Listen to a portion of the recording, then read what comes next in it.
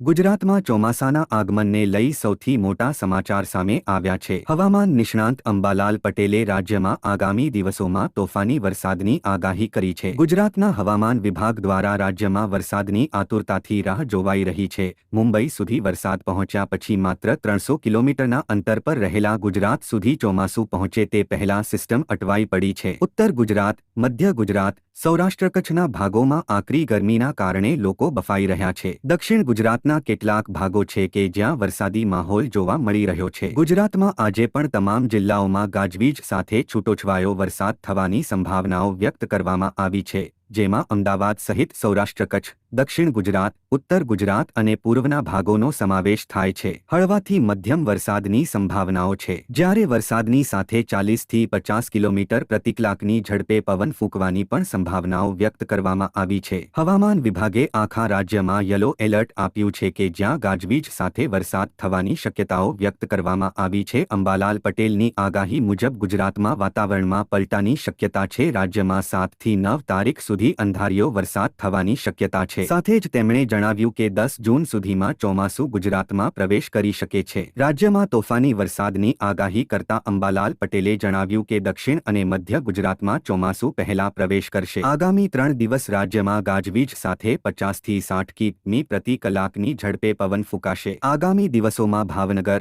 અમરેલી, ગીર સોમનાથ અને દીવમાં પણ ભારે વરસાદ નોંધાશે।